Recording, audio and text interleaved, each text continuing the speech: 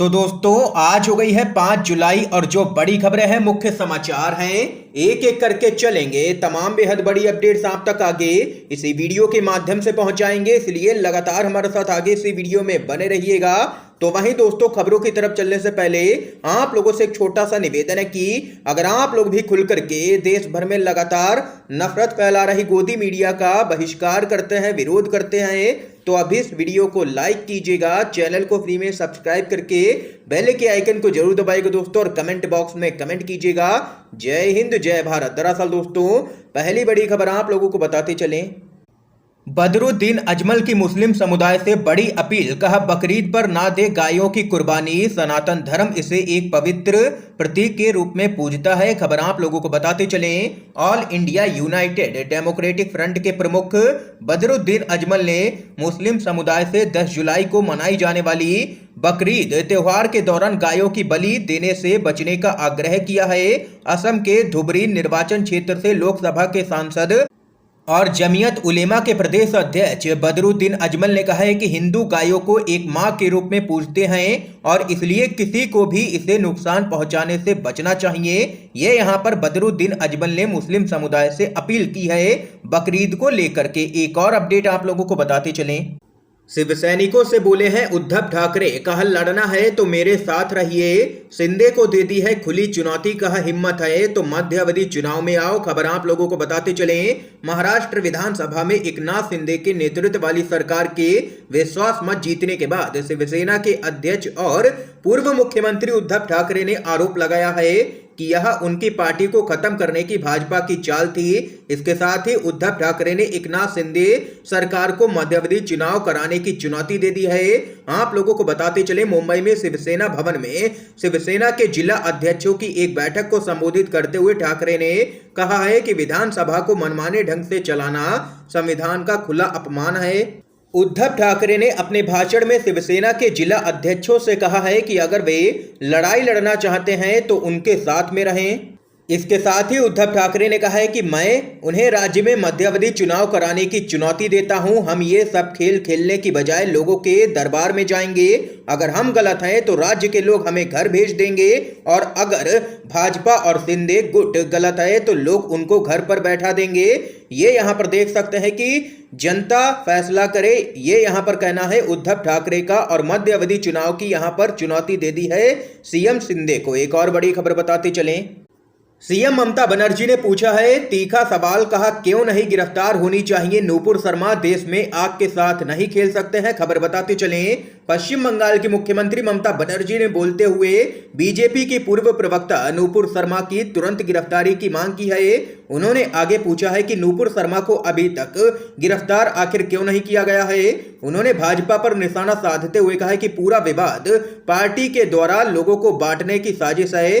ममता बनर्जी ने आगे कहा है कि यह एक बड़ी साजिश है, नफरत की नीति, भाजपा की विभाजनकारी नीति, देश में शांति बनाए रखने के लिए नूपुर शर्मा को तुरंत गिरफ्तार किया जाना चाहिए। पश्चिम बंगाल की मुख्यमंत्री ममता बनर्जी ने यह मांग एक से अधिक बार यहां पर कर चुकी हैं, लेकिन अभी तक नूपुर शर्मा की गिरफ्तारी नहीं हुई है। और वहीं आप लोगों को बताते चले, पश्चिम बंगाल में नूपुर शर्मा के खिलाफ यहां पर एफआईआर दर्ज है, जिसको लेकर के पुलिस पहले ही 2 बार नूपुर शर्मा को समन जारी कर चुकी है, लेकिन नूपुर शर्मा फिर भी पश्चिम बंगाल पुलिस के सामने पेश नहीं हुई, जिसके बाद पश्चिम बंगाल पुलिस ने यहां पर नूपुर शर्मा के खिलाफ लुकआउट नोटिस भी जारी कर दिया है।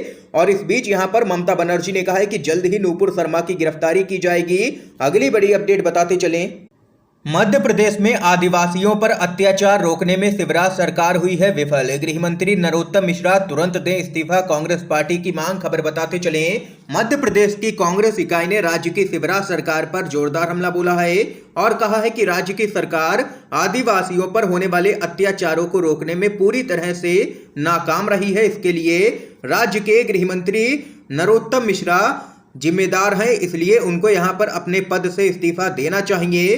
मध्य प्रदेश कांग्रेस कमेटी मुख्यालय में युवक कांग्रेस के प्रदेश अध्यक्ष विक्रांत भूरिया एवं मीडिया विभाग के उपाध्यक्ष अजय सिंह यादव ने पत्रकारों से चर्चा करते हुए मध्य प्रदेश में कानून नाम की चीज नहीं है यह कहा है। हालात जंगल राज जैसे हो गए हैं, उसी का परिणाम है कि गुना में एक आदिवासी महिला को खेत में जिंदा जला दिया गया और यह सब कुछ हो रहा है गृह मंत्री नरोत्तम मिश्रा की विफलता के कारण, इसलिए उनको तुरंत अपने पद से इस्तीफा देना चाहिए। ये कांग्रेस पार्टी ने की है मांग। अगली अपडेट आप लोगों को बताते चलें।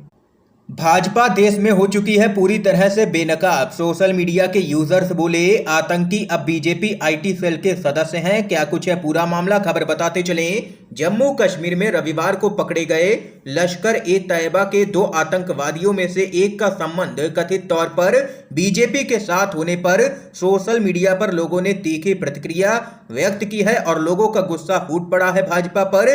किसी ने कहा है कि आतंकवादी अब बीजेपी आईटी सेल के सदस्य हैं, तो किसी ने उस आतंकी की एक ऐसे कार्यक्रम की तस्वीर साझा की है जिसमें कथित तौर पर गृह मंत्री अमित शाह भी देखे जा सकते हैं। सोशल मीडिया पर ऐसी प्रतिक्रियाओं के बीच बीजेपी की तरफ से जब खबरों को खारिज करने की कोशिश की गई तो कुछ यूजर्स ने आतंकी को बीजेपी आईटी सेल का प्रमुख नियुक्त करने वाला पत्र ट्विटर पर पोस्ट कर दिया।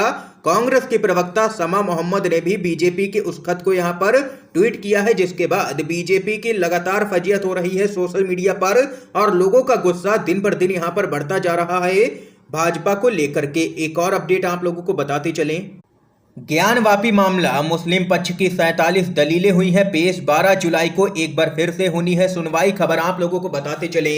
वाराणसी जिला कोर्ट ने ज्ञानवापी मामले में सुनवाई स्थगित कर दी है और कहा है कि वह 12 जुलाई को फिर से शुरू करेगी सुनवाई। मुस्लिम पक्ष का प्रतिनिधित्व करने वाले वकील ने सुनवाई के दौरान दलीलें पेश की हैं। मामले में मुस्लिम पक्ष की ओर से अधिवक्ता अभयनाथ यादव ने वाराणसी की अदालत में 51 में से 47 दलीलें पेश कर दी हैं और वहीं अब इस पूरे मामले पर सुनवाई 12 जुलाई को होनी है और एक बड़ा फैसला आने की उम्मीद लगाई जा रही है ज्ञानवापी मामले पर कोर्ट की तरफ से। एक और अपडेट की तरफ बढ़ते हैं दोस्तों। क्या नरेंद्र मोदी भगवान हैं? भड़की हैं पश्चिम बंगाल की मुख्यमंत्री ममता बनर्जी, खबर बताते चलें। पश्चिम बंगाल की मुख्यमंत्री ममता बनर्जी ने भाजपा सरकार पर हमला बोलते हुए पूछा है कि क्या नरेंद्र मोदी भगवान हैं। उन्होंने कहा है कि इस समय हर चीज की कीमतें आसमान छू रही हैं और उस पर चर्चा तक नहीं हो रही है। उन्होंने केंद्र सरकार पर हमला बोलते हुए कहा है कि देश की अर्थव्यवस्था की हालत खराब करके रखती है, कीमतें लगातार हर चीज की बढ़ रही हैं, बेरोजगारी चरम सीमा पर है। और वहीं आप लोगों को बताते चलें, दरअसल दोस्तों एक टीवी चैनल के साथ बातचीत में जब ममता बनर्जी से पूछा गया कि भाजपा के पास नरेंद्र मोदी हैं तो ऐसे में विपक्ष का चेहरा कौन है, इस पर ममता बनर्जी भड़क गईं। उन्होंने कहा है कि क्या वह भगवान हैं। ममता बनर्जी ने कहा है कि नरेंद्र मोदी देश के पीएम है, इसलिए वह उनका सम्मान करती है, लेकिन वो भगवान नहीं है। इसके साथ ही उन्होंने कहा है कि देश में इंडस्ट्री की हालत क्या हो गई है। ममता बनर्जी ने कहा है कि 1 लाख से भी ज्यादा उद्योगपति देश छोड़ करके भाग गए हैं, यह शर्म की बात है। ये यहाँ पर जबरदस्त तरीके से मोदी सरकार पर भड़की है पश्चिम बंगाल की मुख्यमंत्री ममता बनर्जी। एक और बड़ी खबर आप लोगों को बताते चलें।